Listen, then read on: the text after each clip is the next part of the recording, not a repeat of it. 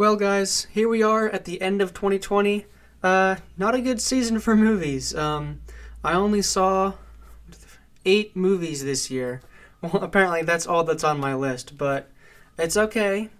It's okay, because some of them are good movies. We'll get into it.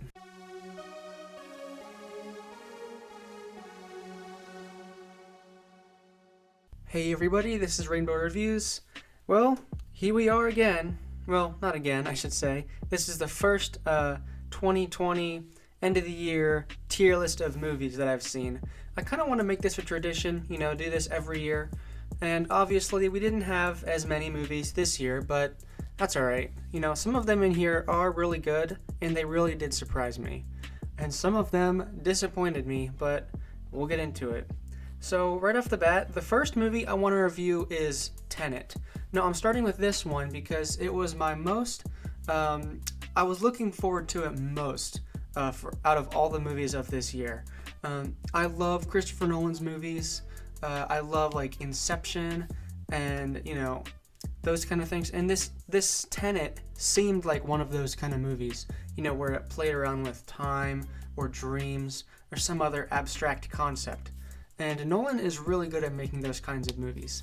And I gotta say, he did it again with Tenet. I heard people complaining to say that Tenet was a bit too confusing, but I don't know, I think that's a common criticism with all of Nolan's movies like this, but I'm okay with it. And yeah, this movie did confuse me a bit too, but I think its concept and its execution was good enough so that it didn't matter. And even if you didn't understand the whole thing, you could really still get invested in the entire story and the world and the characters and everything. And I loved Tenet. And that's why I'm putting Tenet in the B category. I'm keeping it out of A for now just because if it wasn't so confusing and if the ending wasn't as confusing as balls, then it would have been an A and it would have been a slam dunk victory. But it was still a great theater experience, and I'm really glad that it was a movie that came out in the theater even when not a lot of movies were coming out in the theater. So it did support all of the movie theaters, and I think that it deserves to have a high rating just because of that. But it is a great movie. You should see it if you haven't yet. Now the next one is Onward, and this was the first Pixar original of this year, the second being Soul, which we'll get into later. But Onward, honestly, I didn't love Onward. I didn't make a video on it, but I didn't enjoy it as much as other original standalone Pixar films. I think I actually liked Soul better than Onward, which I kind of predicted, but it's not by a huge margin. Onward, you can tell with Pixar movies, it looks great. The animation, of course, looks great, but I feel like, the vocal performances, maybe Chris Pratt has just been in too many things at this point. I could only hear him as Chris Pratt, and that's not a fault on the movie per se, but it did kind of sour the experience for me. I like him as a voice actor, but I think he's just in a lot of things, and that I couldn't attach his voice to the character, And the brother relationship, and there's the goofy one, and then there's the smart one. That kind of has been done to death, that character dynamic. So, yeah, I didn't love it. And this movie was shockingly unfunny, too. There weren't a lot of jokes at all. There was, a couple with the van, the van crashing and whatever, and that was kind of funny for a second, but outside of that, it just wasn't.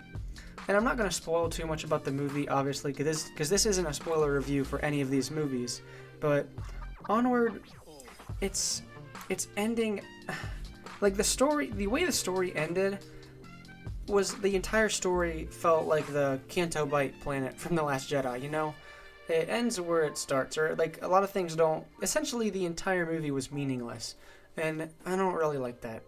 So, yeah, Onward is going in my G category, and you might be confused because there's no G on this tier list.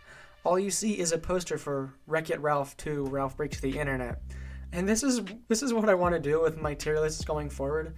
The G category is not necessarily worse than F. It's just the category that I would label as disappointing. It had the potential to be good. It had that great IP or something, and it just really didn't deliver. A lot of people can like the movie, but I myself just found it really disappointing. So it goes in the Wreck-It Ralph 2 category. Now the next one is The New Mutants. And, I mean, you know, it was okay. I saw it when not a lot of people were in the theaters again, and, you know, I thought it was actually pretty good. I could buy the character dynamics. Now, I don't remember a whole lot from the movie, which isn't a good sign, and that's why, spoiler alert, it's not an A or B. You know, I feel like they could have done a better job, but as far as, like, these kind of escape movies go / superhero, like, darker takes on the superhero genre, I thought it was alright, and I'm gonna put it right in the C category, you know? Kind of middle of the road. Could have been better, but could have been a lot worse. And I don't think it did that well at the box office, which is a shame, you know. I feel like the directing style for the movie was in the right place. Now the next one, oh boy. I mean, I actually did a review on this. I'll link to the video, but oh my god, Monster Hunter, this movie, it's probably the worst movie of the year for me, of the ones that I've seen, but maybe even of the ones that I haven't seen too, because this movie is pretty freaking bad. I mean, I only just learned about this movie right before it came out, or I guess I heard talks of it like a couple years ago maybe, but this movie is just disappointing on so many levels, and not disappointing like Onward, where I can see that there was real artistic creativity put into it, and there's real talent behind it. It's not disappointing that way. It's disappointing in the ways that nothing in this movie is competent. You know, the acting, the story, the cinematography, and the editing. Oh my god, the editing. It's nauseating. I can't stress enough that you shouldn't see this movie just because it's so not what the genre should be, you know? It's not even a turn off your brain movie. It's so loud and in your face, and like the editing, it just feels low budget, probably is low budget, and the movie doesn't have an ending. Yeah, I think they just cut off and stopped filming because they ran out of money. That's kind of what it seems like to me, at least. So yeah, don't see this movie. It's going right in the F tier. Now the next one is Soul, and this is going to be my first of two super hot takes for this video, because after seeing more reviews for Soul, I don't know why, I did not connect with this movie almost at all.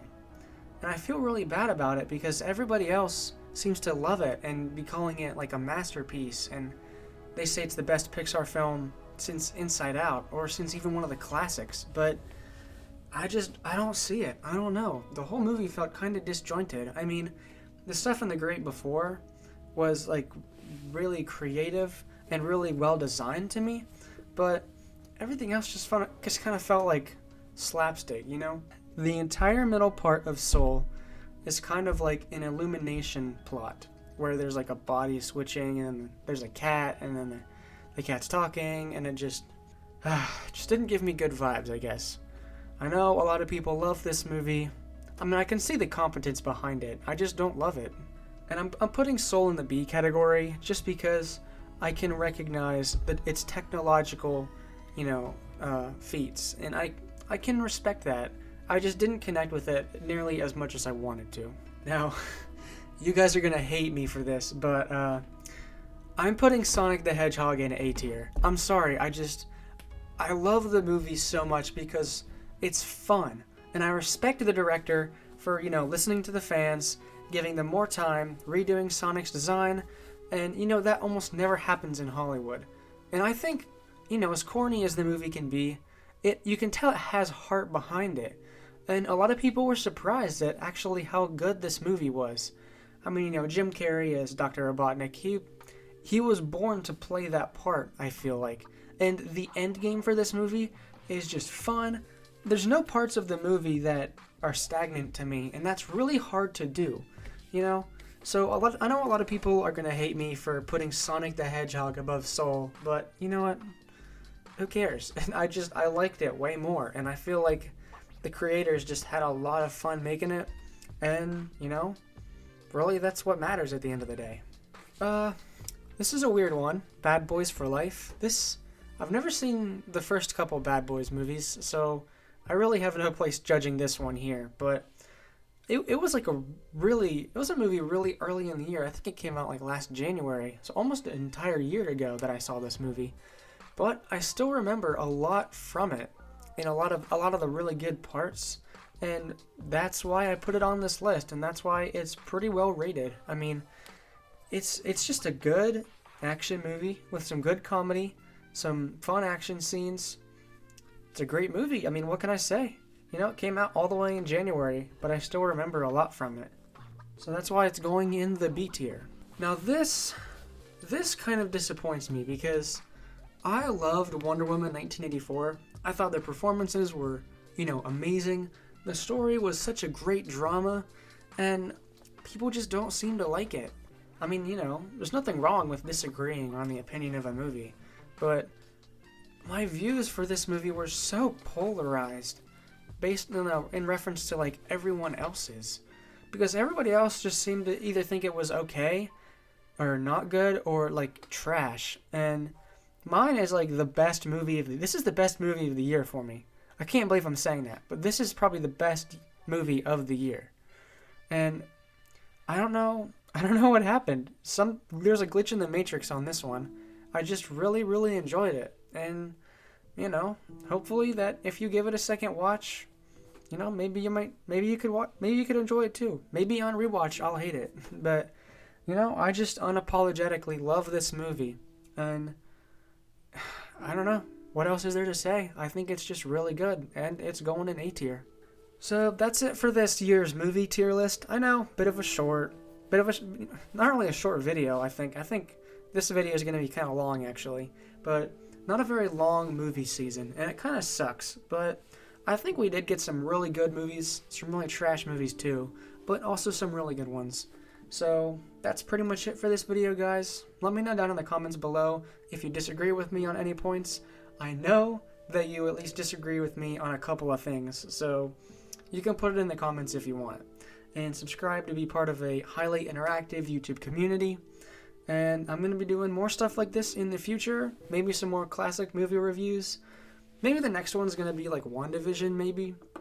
That's coming out. I think people will be excited to see that. So, yeah. WandaVision's probably next. But also, maybe another long-form video essay right before. I won't spoil it, but I think it's going to be pretty good. So that's all for this video, guys. Thanks for watching.